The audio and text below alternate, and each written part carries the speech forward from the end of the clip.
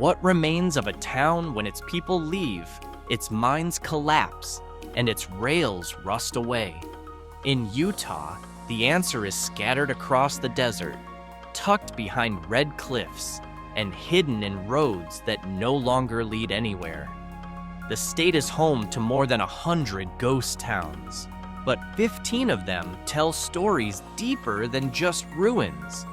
From Helper, a mining town turned art haven, to Iosepa, a Hawaiian settlement lost in the desert, each place is an unfinished chapter of history.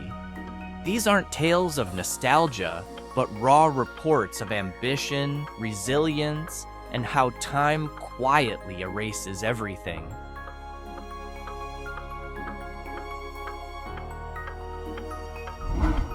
In the heart of Carbon County, Helper stands quietly, gazing back at a past once roaring with locomotives. Today, about 2,112 people call it home, a small number compared to the thousands of miners and railroad workers who once crowded its streets.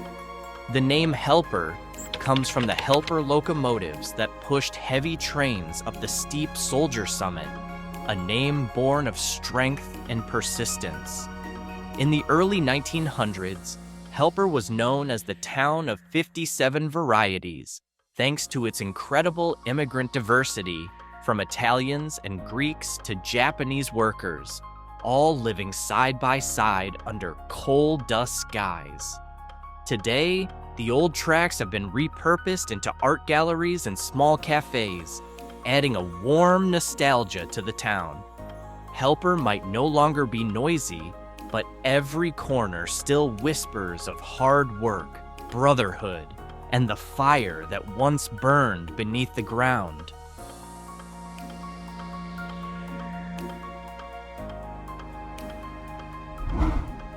Eureka once glittered with gold. Tucked in Juab County, it was the heart of the Tintic Mining District, one of the richest ore-producing regions in the American West. But when the mines dried up in the mid-20th century, the population sharply declined. Today, around 660 residents remain, living beside the remains of a once booming frontier town. Red brick buildings still line Main Street, defiantly standing against the passing of time. One of the most compelling is Eureka City Hall, built in 1899 and now serving as a small museum, housing mining maps, workers' helmets, and faded black and white portraits. Eureka may be quiet, but its heartbeat continues, not from the rumble of mining machines, but from the stories and footprints of those who once dug dreams from deep within the earth.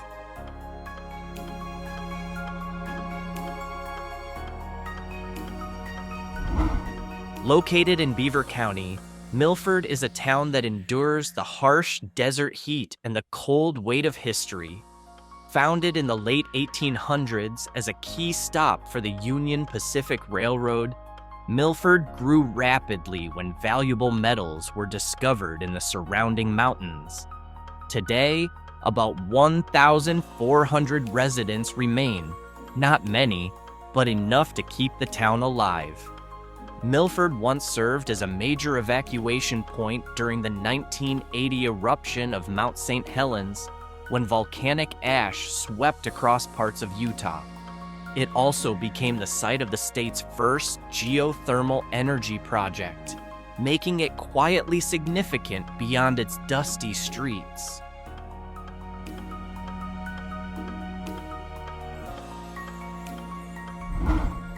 Green River isn't just a dot on the map, it's a pause between endless red cliffs and barren plains. Once, this town thrived on railroads and its legendary melon trade. Even today, the Green River Melon Days Festival remains a source of pride for locals. Its population now hovers around 900, far from its heyday, yet the town retains a quiet charm that endures. Interestingly, Green River was once a launch point for river explorers like John Wesley Powell, who charted the Colorado River through dangerous rapids and steep canyons. Today, old tracks and dusty motels along Interstate 70 stand as monuments to changing times. The town isn't dead, it is simply slowed down, waiting for the next traveler brave enough to ride the current of its history.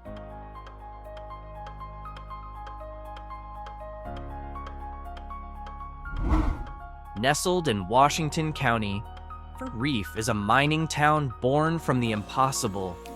In the 1870s, geologists laughed at the idea of silver and sandstone, something they said couldn't exist. But Silver Reef proved them wrong, quickly becoming one of Utah's richest silver-producing areas. Now, only brick ruins and old gravestones remain, yet the town's history still pulses through the dust. A small museum sits inside the former Wells Fargo building, showcasing photos and original coins from its golden age.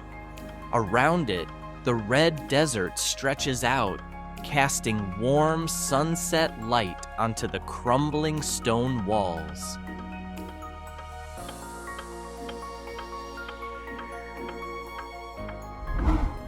In southwestern Utah, Old Irontown stands as a silent witness to industrial ambition that arrived too early. Founded in 1868 by Mormon settlers, it became the region's first iron smelting center. But within 2 decades, dwindling supplies of wood and ore brought operations to a halt. Today, there are no permanent residents, just the remains of brick furnaces and a rusted water wheel sitting quietly in the open desert. Many structures are still intact, including a large blast furnace, now preserved as a historic site. This place once supplied iron for rails, tools, and weapons across southern Utah.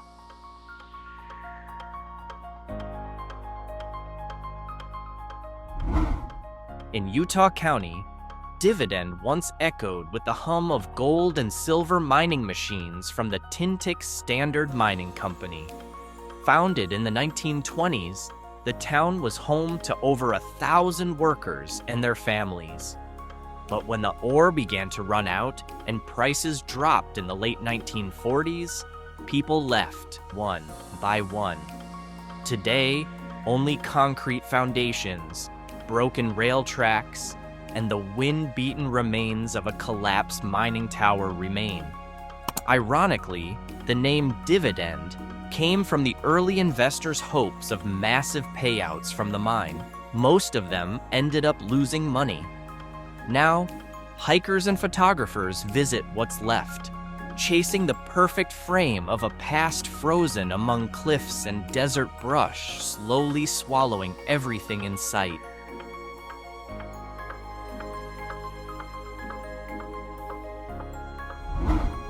Located in Beaver County, Frisco was once called the wildest town in Utah, and with good reason. Established in 1875 after the discovery of the Rich Horn silver mine, Frisco exploded into a booming, lawless settlement.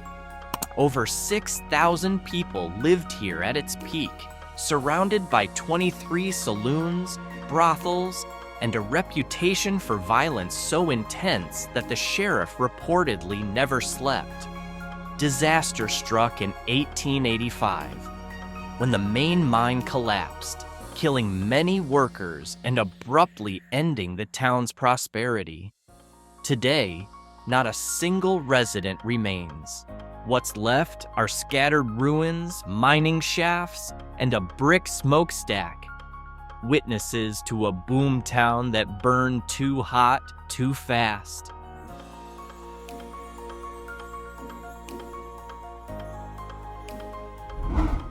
Set in Carbon County, Castle Gate sat between towering stone cliffs that formed a natural gate, hence the name. In the early 1900s, the town thrived thanks to Utah Fuel Company's coal operations. But its history is also marked by tragedy. On March 8, 1924, a massive explosion killed 171 miners, making it one of the deadliest mining disasters in U.S. history. Today, only a few foundations and a memorial remain. The town was relocated after the mine shut down in the 1970s. Yet, before all that, Castle Gate was famously robbed by Butch Cassidy and the Sundance Kid, who made off with the miners' payroll, adding outlaw legend to an already haunted place.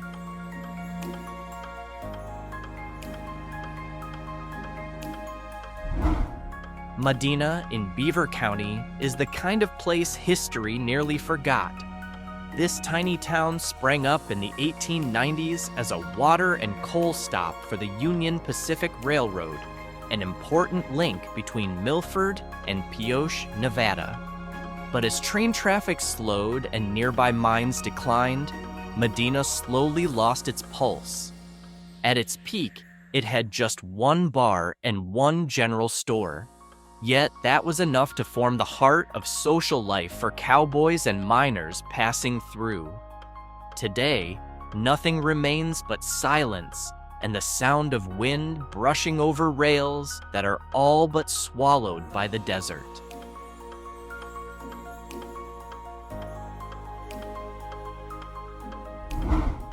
Out in Grand County lies Cisco, a town suspended between two eras: the rugged days of the Old West and the stillness of post-industrial America. Founded in the late 1800s, Cisco once thrived as a vital refueling station for the Denver and Rio Grande Western Railroad. Miners, ranchers, and travelers all passed through its dusty crossroads. But when the train stopped running and highways took over, the town was left behind. Now, only a few crumbling wooden homes and a weathered gas station remain, blanketed in desert dust. Still, Cisco holds a trace of fame. It served as a filming location for the 1991 cult classic Thelma and Louise, adding a bit of cinematic legend to its ghost town legacy.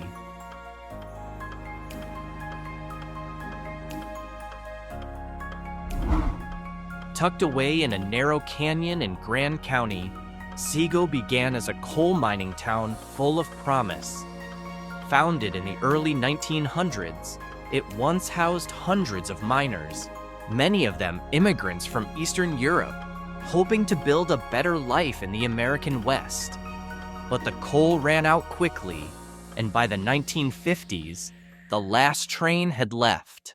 The town faded just as fast as it rose. What remains now are broken chimneys and collapsing wooden buildings, weathered by time and sun. Yet Sego hides a secret older than its mining past: ancient rock art carved by the Fremont culture more than 1,000 years ago. It's a silent reminder that long before pickaxes and railroads, this land had already known life and stories etched in stone.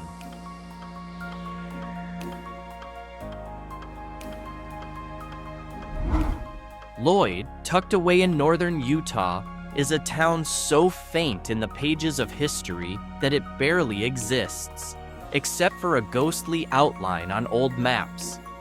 Founded in the late 1800s, it started out as a small farming stop along the trade route to Idaho. But drought and a decline in trade traffic slowly drained the town of life. Today, not a single resident remains. All that's left are scattered stone foundations and broken wooden fences being reclaimed by desert brush. Interestingly, the Lloyd area once sat along the historic Pony Express route, one of the fastest mail delivery systems in early American history. Its legacy still rides, though faintly, on the dust-blown wind.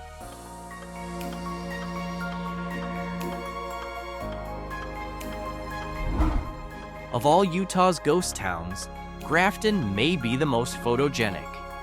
Perched on the edge of the Virgin River, this quiet place was founded in 1859 by Mormon settlers who made a modest living from farming and growing cotton.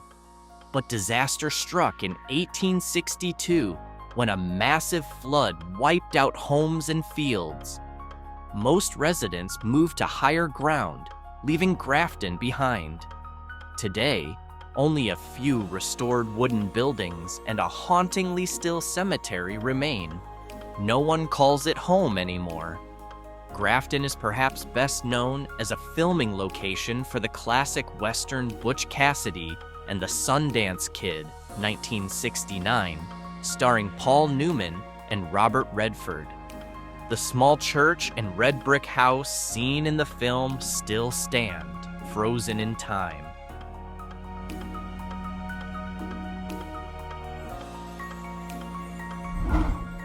Iosepa is a tender story of hope and quiet heartbreak.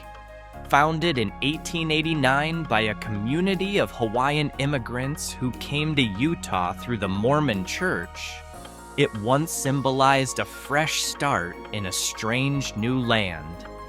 The settlers planted gardens, built schools, and celebrated their heritage with hula dances and music.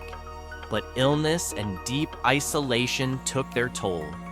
By 1917, the town was officially abandoned. Today, no one lives in Iosepa. Only a small monument and a few gravestones, etched with Hawaiian names, remain. Yet every Memorial Day, descendants of the original settlers return for the Iosepa Festival, honoring their ancestors' courage. Amid wide desert skies and quiet hills, Iosepa endures, not as ruins, but as a living memory of what it means to begin again, far from home.